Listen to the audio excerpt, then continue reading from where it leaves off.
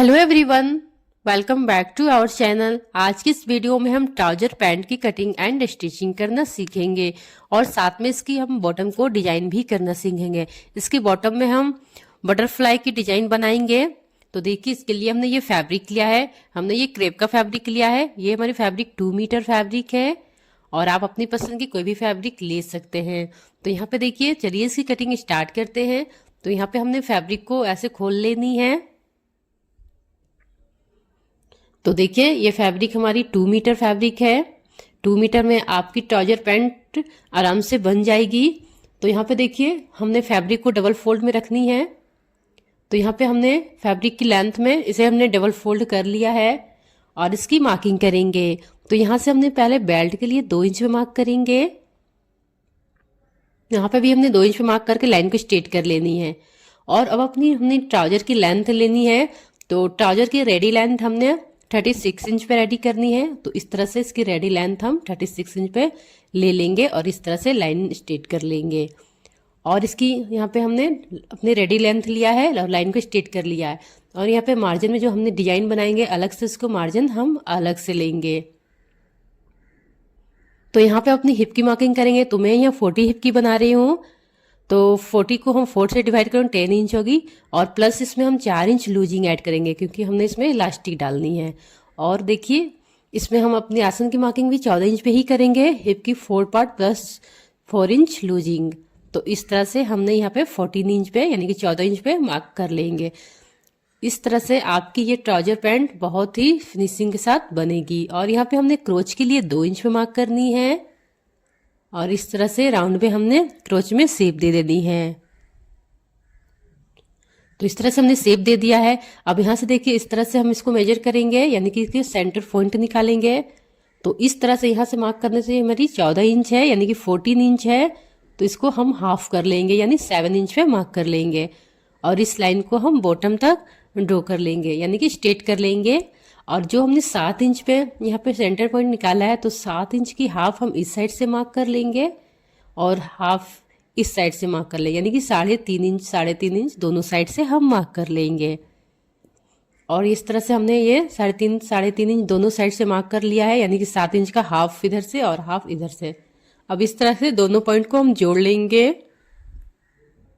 तो इस तरह से आप लेग शेपनर से मार्क कर सकते हैं या लेग से अपना नहीं है तो आप यहाँ पे इंची टेप से भी मार्क कर सकते हैं। और इस साइड भी हमने इस तरह से लाइन को इस तरह से जॉइंट कर लेंगे। तो देखिए, इस तरह से हमने जॉइंट कर लिया है। अब हम इसकी कटिंग कर लेंगे। तो देखिए, मार्किंग पे हमने इसकी कटिंग कर ली है। और ये हमारी देखिए, इस तरह से ये हमारी फ्रंट की पार्ट कट हुई है। तो इसमें हम फ्रंट लिख देते हैं। तो यहाँ से हमने फ्रंट पार्ट की कटिंग कर ली, अपनी बैक पार्ट की कटिंग करेंगे। तो फिर से हमने फैब्रिक को डबल फोल्ड में रखनी है और जो हमने फ्रंट पार्ट को कट किया उसके ऊपर से इस तरह से अच्छे से रख लेंगे। तो इस तरह से हमने अच्छे से सेट कर लेनी है। और यहाँ ऊपर से 2 इंच बेल्ट की साइड से हमने एक्स्ट्रा लेनी है यानी कि अपनी फ्रंट पार्ट से एक्स्ट्रा लेंगे बैक पार्ट में। और 2 इंच इस साइड से भी हम यहाँ बढ़ा लेंगे यानी कि देखिए, इस तरह से आसन के साइड से हमें 2 इंच बढ़ा लेनी है। तो यहाँ भी 2 इंच पे मार्क कर लेंगे, लाइन को स्ट्रेट कर लेंगे। तो और यहाँ पे क्रोच में भी 2 इंच हम बढ़ा लेंगे और शेप दे देंगे राउंड में क्रोच में। तो यहाँ से हमने 2 इंच बढ़ा लिया है बेल्ट के साइड से भी और आसन के साइड में भी यानी कि फ्रंट पार्ट से बैक पार्ट हमारी 2 इंच एक्स्ट्रा रहेगी। तो हमें सिर्फ आसन की ओर से 2 इंच बढ़ानी है। तो यहाँ से हमने क्या करनी है, यहाँ से स्केल को इस तरह से रख के तिरछा ड्रॉ कर लेंगे लाइन को यानी कि 2 इंच हमने आसन की ओर बढ़ा लेंगे। तो देखिए, इस तरह से 2 इंच हमने आसन की ओर बढ़ा लिया है। और यहाँ भी हमने 2 इंच पे मार्क करके 2 इंच बढ़ा लेनी है और इस तरह से डाउन करते हुए हमने बॉटम तक 1 इंच पे कर लेनी है। तो यहाँ भी हमने मार्किंग कर लिया है यानी कि देखिए, और यहाँ पे देखिए हमारी कोई भी चेंजिंग नहीं रहेगी, बस जैसे हम वैसे ही मार्क कर लेंगे। तो इस तरह से हमने मार्किंग कर लिया है। यहाँ पे हमने कुछ भी एक्स्ट्रा नहीं लेनी है। जो भी हम एक्स्ट्रा लेंगे इधर आसन के साइड में ही लेंगे यानी कि 2-2 इंच हमने बेल्ट की ओर, 2 इंच आसन की ओर बॉटम तक बढ़ा लेनी है। और यहाँ भी कोई भी चेंजिंग नहीं करनी। अब इसकी हम कटिंग कर लेंगे। तो यहाँ पे देखिए, इस तरह से हमने कटिंग इसकी कर लिया है। तो इस तरह से ये मेरी फ्रंट पार्ट और ये हमारी बैक पार्ट की भी कटिंग हो गई है। तो दोनों ही पार्ट की हमारी कटिंग हो गई है। अब हम इसको स्टिच करेंगे।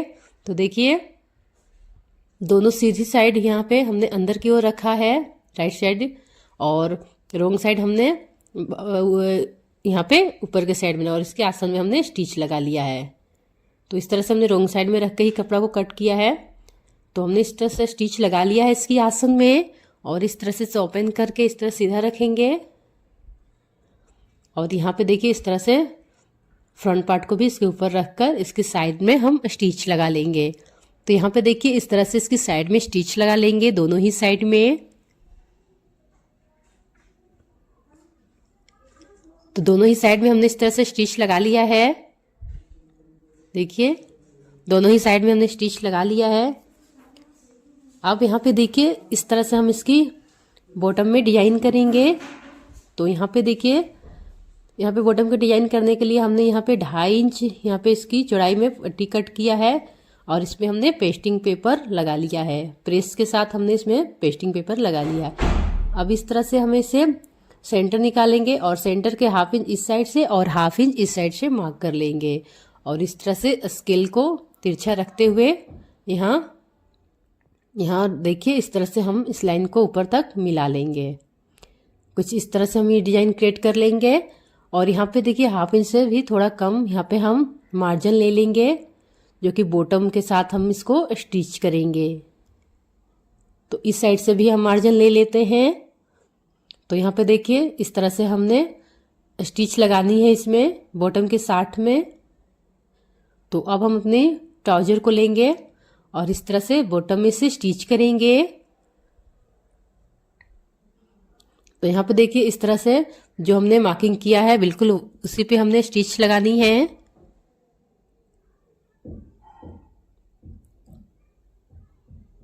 तो देखिए जैसे कि हमने शेप में दिया है वैसे ही शेप में इसको हम स्टिच भी कर लेंगे।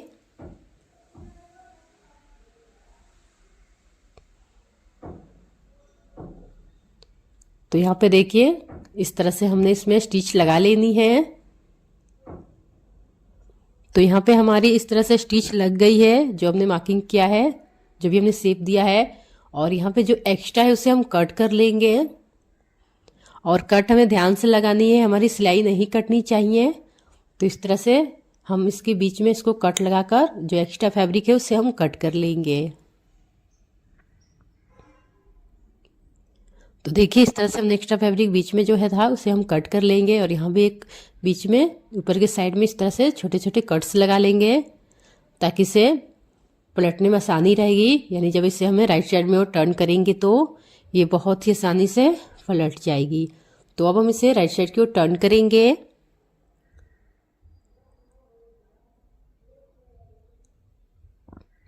तो देखिए इस तरह से हमने राइट साइड की ओर टर्न कर लेनी है। इस तरह से कुछ नोकीली चीज़ से हम इसकी कॉर्नर को निकाल लेंगे अच्छे से। तो यहाँ पे देखिए इस तरह से हमने निकाल लिया है, और इसमें हमने प्रेस लगा देनी है ताकि अच्छे से ये सेट हो जाएगी। और यहाँ से हम इसे फोल्ड करके इसमें एक स्टिच और लगा लेंगे। तो यहाँ पे हमने एक स्टिच लगा लेनी है फोल्ड करके।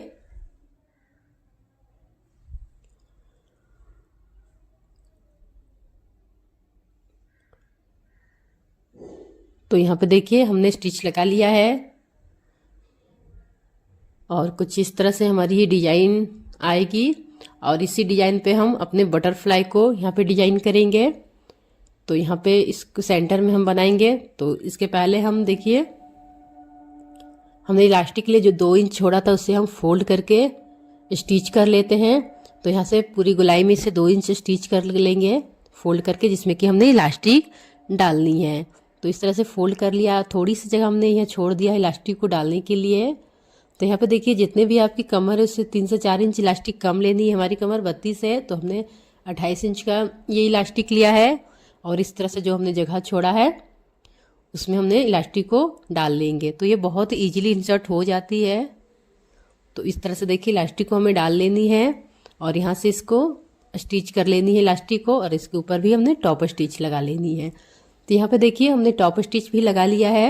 इलास्टिक लगाने की स्टेप बाय स्टेप हमने वीडियो में बताया है, जिस चैनल पे हमारी पोस्ट है पहले से। और देखिए अब हम इसके सेंटर में स्टिच लगा लेंगे। तो यहाँ से देखिए इस तरह से क्रोच को अच्छे से मिलाते हुए हम सेंटर में स्टिच लगा लेंगे इसकी। तो इस तरह से हमने स्टिच लगा लिया है। तो इस तरह से हमारा ये प्लाजो रेडी हो गई है। अब इसकी बॉटम को हमने बटरफ्लाई के साथ डिजाइन करेंगे। तो यहाँ से हमने देखिए फैब्रिक लिया है जिसकी चौड़ाई 4.5 इंच है और इसकी देखिए इस तरह से इसकी लेंथ 5 इंच है। तो हम इसे डबल फोल्ड करके इसके साइड में स्टिच लगा लेंगे। थोड़ी सी जगह खुला छोड़ देंगे इसको राइट साइड की ओर टर्न करने के लिए। तो यहाँ भी स्टिच लगा के थोड़ी जगह खुला छोड़ के इसको राइट साइड की ओर टर्न कर लेंगे। तो यहाँ पे देखिए हमने राइट साइड की ओर टर्न करके इसमें प्रेस भी लगा दिया है अच्छे से। तो यहाँ से अब इस तरह से हम इस तरह से प्लेट बनाएंगे।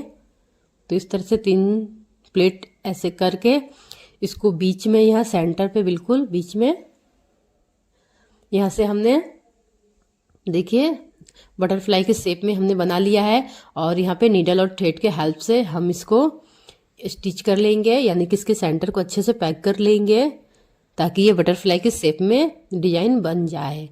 तो यहाँ पे देखिए हमने इस तरह से इसको स्टिच कर लेनी है। तो यहाँ से 3-4 टाके लगा के हम इसे अच्छे से स्टिच कर लेंगे। तो देखिए हमने इस तरह से इसको शेप में बना लिया है। और अपनी बॉटम में हमने जहाँ पर कट रखा है, जहाँ पे हमने कट लगाया है, वहाँ पे हमने इसे स्टिच कर लेंगे। तो यहाँ भी 5-6 टाके लगाकर इसे हम पक्का कर लेंगे। तो यहाँ पे देखिए हमने स्टिच लगा लिया है और इस तरह के हमने बटन्स लिए हैं और बटन को भी हमने यहाँ पे स्टिच कर लेनी है। तो यहाँ भी 4-5 टाके से हमने बटन को भी अच्छे से सेट कर लेनी है। अगर आपने अभी तक हमारे चैनल को सब्सक्राइब नहीं किया तो प्लीज़ सब्सक्राइब कर ले, बेल आइकन को भी प्रेस कर दे ताकि आने वाली सभी वीडियो की नोटिफिकेशन आपको पहले मिल सके। तो यहाँ पे देखिए हमने बटन्स को भी इस तरह से 4-5 टाके से स्टिच करके अच्छे से इसे पक्के कर लेंगे।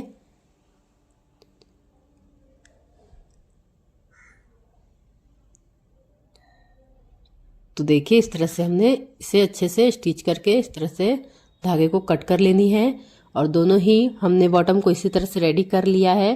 तो देखिए कितनी ही फिनिशिंग के साथ हमारी ये बटरफ्लाई की डिजाइन बनी है। तो इस तरह से हमारी ये ट्राउजर पैंट की बॉटम बिल्कुल रेडी हो गई है फिनिशिंग के साथ में। अगर आपको वीडियो पसंद आए तो वीडियो को लाइक करें, वीडियो पर नए हैं तो चैनल को सब्सक्राइब करें। फिर मिलते हैं नई वीडियो के साथ में, तब तक के लिए थैंक यू।